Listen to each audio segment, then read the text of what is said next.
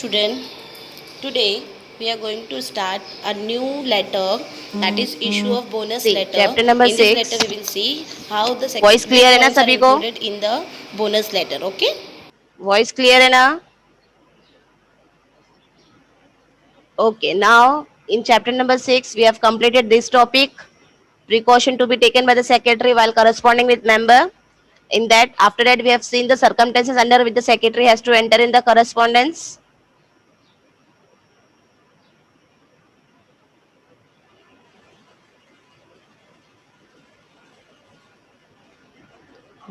Then after circumstances we have seen the specimen of letter for issue of share certificate. With this letter we have seen. Then payment of dividend through the dividend warrant, as well as payment of dividend through the electronic modes. This we have seen in the last lecture. Now today we are going to see letter for issue of bonus share. As we have studied in the chapter number 4, chapter number 3, what is bonus share? Bonus share, about the bonus share we have studied in the third chapter. What is bonus share? So bonus share is a gift to by the company to the member on their performance, right? So bonus share क्या होता है? एक तरह का gift होता है जो कौन देता है? कंपनी देती है. किसको देती है? मेंबर्स को.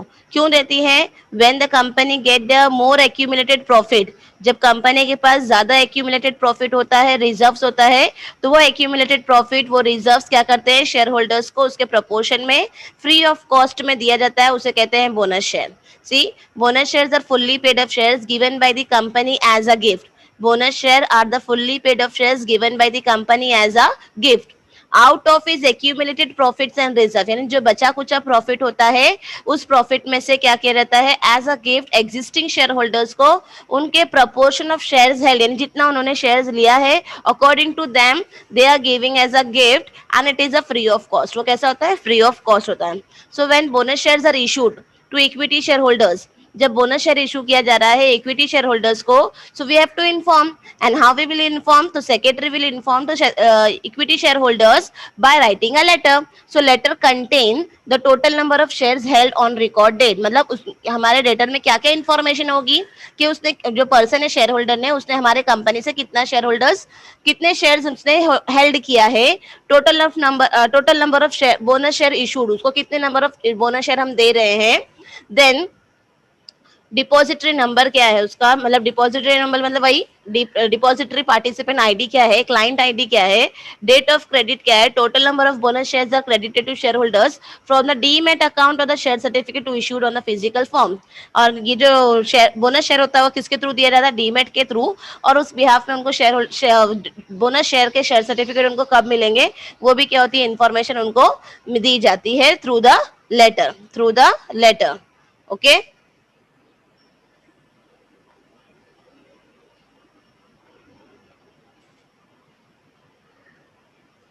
Now, see in the letter, Yash industries limited. मैंने ये कल भी आप लोगों को कहा था कि आप लोग कोई भी एक ही एड्रेस क्या करो, याद करो, और वो एड्रेस को आप लोग को क्या करना है? एक ही एड्रेस को हर लेटर में यूज करना है. एक ही एड्रेस को आपको हर लेटर में क्या करना है? यूज करना है. तो जो आपको लेटर का एड्रेस इजी लगता है वो एड्रेस आप लोग क्या करो? याद कर लो, और वो एड्रेस को आपको हर लेटर में क्या करना है? यूज करना है. ठीक है. Now see, Yash industries limited registered office, उसका रजिस्टर्ड एड्रेस क्या है? 102 new MIDC Usha tower, Shahu Chowk, Mumbai. Now we have to write a CIN number. CIN number में हम लोग को क्या करना है? पहले तो एक लेटर अल्फाबेट होगा, then we have to write 5 digit number, then MH, जो साल में हम लोगों ने लिया है वो साल का आएगा ना, ईयर आएगा. देन PCL नंबर जो रहेगा, रजिस्टर्ड नंबर, वो हम लोग को लिखना है. Then right hand side we have to write phone number, fax number and the reference number, and left hand side we have to write company's website, email and date. Now after that we have to write the equity shareholders name. Shareholders name Mrs. Yukta Sharof, 715 Narayan pet, Lakshmi road, Pune. आपको कोई भी नाम लिखना है, address लिखना है, कोई जरूरी नहीं है कि एकदम एग्जैक्ट एज इट इज हो. आप कोई भी एड्रेस लिख सकते हैं, कोई भी नाम लिख सकते हैं, but should be in a correct form. ठीक है। और जैसे आप लोगों ने इंग्लिश में पढ़ा है कि letter should be in a block form, तो ऐसा नेसेसरी नहीं है एसपी में कि you should write a letters in a block form only. तो जैसा फॉर्मेट आपको दिया गया है आपके टेक्स्ट बुक में वैसे ही फॉर्मेट से आपको लिखना है letter. Okay, subject in the middle issue of bonus share. क्या सब्जेक्ट है? Issue of bonus share. See, secretary लिख रहा है लेटर, तो क्या लिख रहा है? Dear madam, I am, madam क्यों? क्योंकि युक्ता शरोफ है। डियर सर लिखेगा जब कोई क्या रहेगा, जेंट्स रहेगा।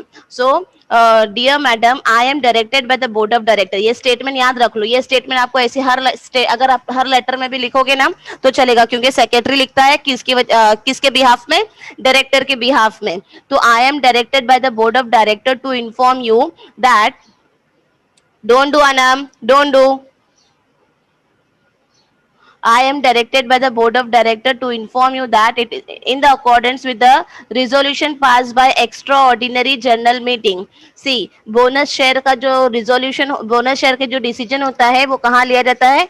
एक्स्ट्रा ऑर्डिनरी जनरल मीटिंग में लिया जाता है। कहाँ लिया जाता है? एक्स्ट्रा ऑर्डिनरी जनरल मीटिंग में। तो सेक्रेटरी इन्फॉर्म कर रहा है शेयर होल्डर्स को कि I am directed by the board of directors to inform you, मुझे ये इंस्ट्रक्ट किया गया है बोर्ड ऑफ डायरेक्टर के थ्रू कि आपको इन्फॉर्म करने के लिए कि जो रिजोल्यूशन पास हुआ था एक्स्ट्रा ऑर्डिनरी जनरल मीटिंग में of the company held on, कब हेल्ड हुई है? 14 अक्टूबर। मैंने कल भी आपको कहा था कि जो डेट को आप लोग लेटर लिखोगे उससे 2-3 दिन पहले की डेट लिखेंगे जब हम लोग की मीटिंग हुई थी। तो कब मीटिंग हुई थी? 14 अक्टूबर 2019 को। Share holders have unanimously approve the recommendation of the board of director to issue the bonus share. यानी शेयर होल्डर्स को हम लोग ने क्या किया है? रेंडमली क्या किया है? अप्रूव किया है कि they will get the bonus issue. उनको क्या मिलेगा? बोनस इशू मिलेगा। सो bonus share is issued in the ratio 1:1, यानी जितने शेयर्स उनके पास है उतने ही उनको बोनस शेयर भी क्या होंगे? मिले जाएंगे। एक शेयर के बदले एक बोनस, एक bonus share. One additional equity share for the every equity share held, यानी एक एडिशनल उनको क्या मिलेगा? बोनस शेयर मिलेगा for every equity share held. जितने उनके पास शेयर है उतने ही उनको बोनस शेयर भी इशू किए जाएंगे as an record on 13 October 2019। 13 अक्टूबर तक उनके पास जो रिकॉर्ड था उस रिकॉर्ड के हिसाब से उनको बोनस क्या होगा?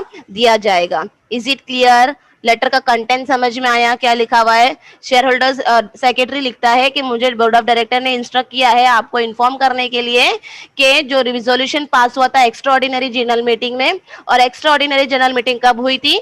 14 अक्टूबर को बता रहा है यहाँ पर, और उसमें ये डिसाइड किया कि शेयर होल्डर्स को क्या दिया जाएगा? बोनस इशू किया जाएगा। और वो बोनस कौन से हिसाब से इशू किया जाएगा? Bonus will be issued in the ratio 1:1। 1:1 का मतलब one additional equity share for every equity share held, यानी पर्सन के पास जितने इक्विटी शेयर्स है उसके हिसाब से एक बोनस क्या मिलेगा? उसको दिया जाएगा। Recorded on 13 October 2019 till the board meeting. उनके पास जितने रिकॉर्ड है as per record they will issue the bonus share. Is it clear?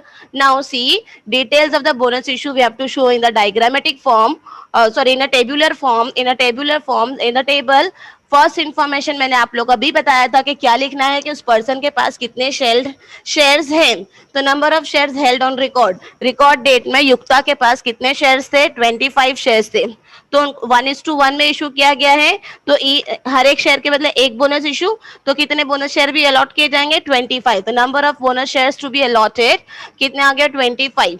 Now DPID number, that is मैंने आप लोगों को कल बताया था डिपॉजिटरी पार्टिसिपेंट नंबर, यानी अगर उस पर्सन का डीमेट अकाउंट है तो डीमेट अकाउंट नंबर आएगा, और उसका क्लाइंट आईडी है तो क्लाइंट आईडी आएगा। Date of credit to demat account, और हम कब डालेंगे डीमेट अकाउंट में शेयर? जो डेट पे बोला गया है वो डेट कब बोला है? 31 अक्टूबर 2019, यानी 31 अक्टूबर को कंपनी क्या करेगा? बोनस इशू करेगा। किसको? शेयर होल्डर्स को, through the demat account. The company has complied all. उसके बाद लास्ट में स्टेटमेंट, हर एक लेटर में आपको ये स्टेटमेंट लिखना है, हर एक लेटर में आपको ये वाला स्टेटमेंट लिखना है। The company has applied with the company has compiled with the provisions of issue of bonus share। Bonus share रहेगा तो bonus share, share certificate share certificate, dividend रहेगा तो डिविडेंड, जो भी मैटर रिलेटेड रहेगा उसका क्या लिखना है? Company has compiled with the provisions for the issue of bonus share, and bonus shares are issued with the rank of pari passu with the existing equity share. यानी pari passu क्या है? ये मतलब रेशियो में, किसमें? Ratio में। So thanking you, you are faithfully Yash industry limited, signature of secretary. आप लोग कोई भी जो सेक्रेटरी का नाम आप लोग लिख सकते हो, खाली आप सिग्नेचर ऑफ सेक्रेटरी भी लिखोगे तो चलेगा। Is it clear? Everybody understood this letter of issue of bonus share? Everyone? Understood or not? Come on, reply. If anybody having any doubt in the letter, come on, give me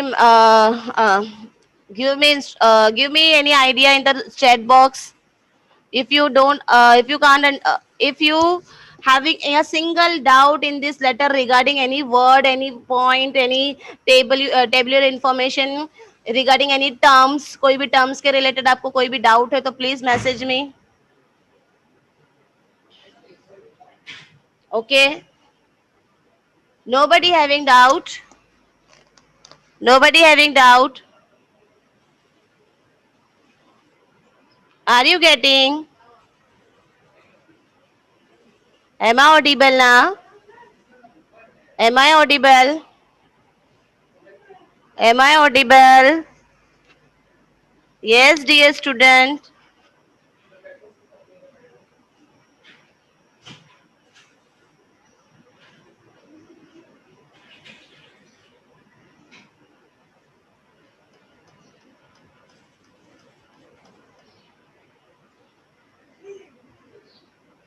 Okay, okay, chalo. No one having any doubt now? Shall I move? Can I continue? Okay, okay, chalo. Thank you. Now,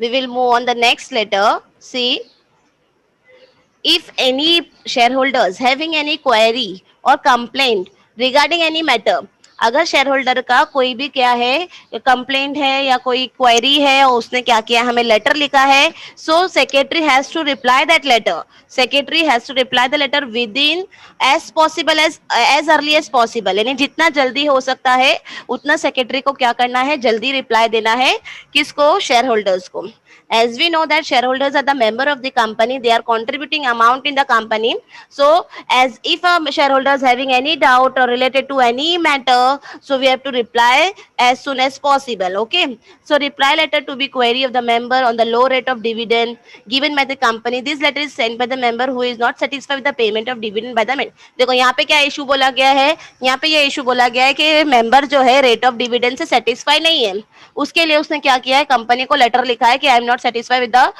payment of the dividend जो metal से आपने dividend दिया है हमको उससे मैं satisfy नहीं हूँ तो उसने रिप्लाई लेटर क्या देना है secretary has to handle every matter है ना so after receiving complaint letter from the concerned member about the low rate of dividend the company secretary send a reply to the member company secretary क्या करेगा reply करेगा किसको concerned member को the reply letter contains a specified reason for the low rate of dividend सी क्या लिखा है again we can write the Yash limited हाँ Yash limited address का भी हम लोग यहाँ पे लिख सकते हैं ओके सेम एड्रेस आपको मैंने कहा एक ही एड्रेस कॉपी करो यहाँ से यहाँ तक हम लोग को एज इट इज क्या करना है कॉपी करना है दिस वाज द एड्रेस कोई भी एक शेयर होल्डर का नाम भी आप लोग याद कर लो बार बार याद करने की जरूरत नहीं है देन हमारा सब्जेक्ट क्या होगा रिजॉल्विंग क्वेरी हम क्या कर रहे हैं रिसॉल्व करें ना उसकी resolving quarrying on the low rate of dividend made by the company जो उसका मैटर था उसका क्या हम लोगों ने क्या लिखना है रिसॉल्विंग ठीक है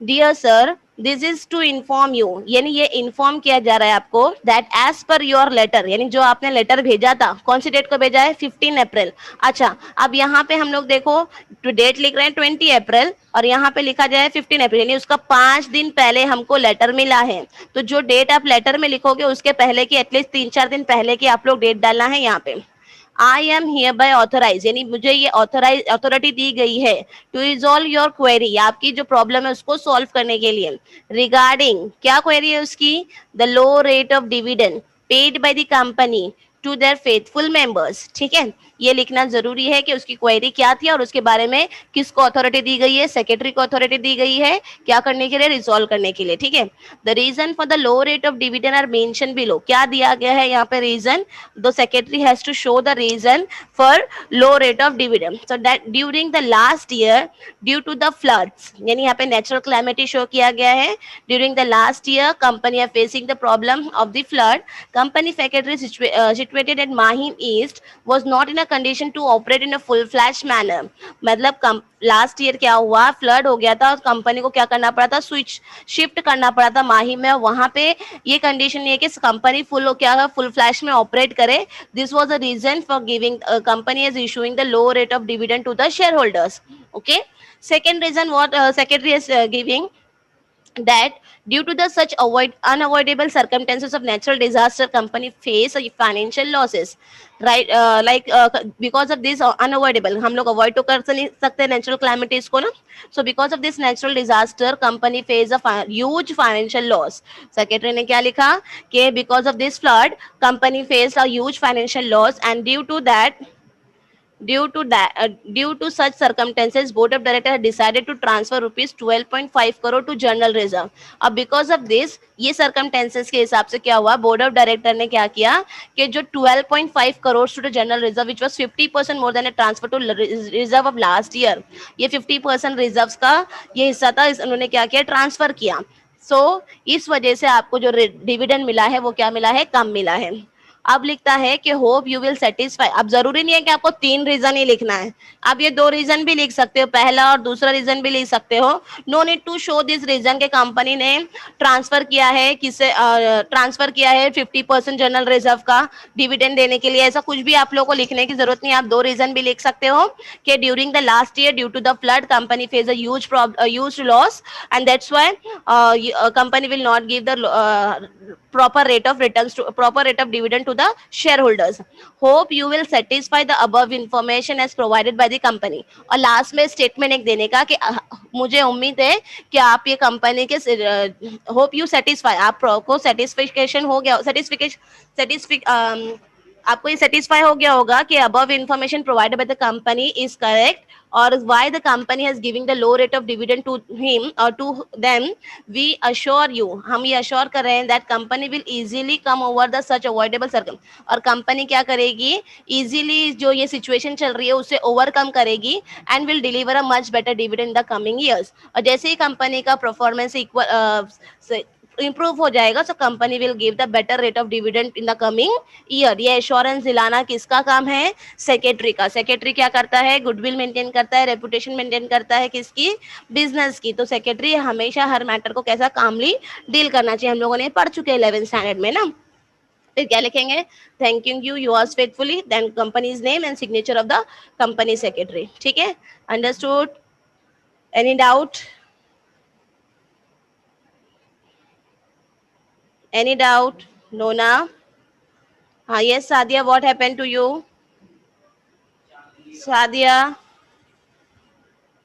Sadia, any doubt, beta? Nona? Okay, chalo. Here we complete chapter number 6, or inshallah tomorrow we will start chapter number 7.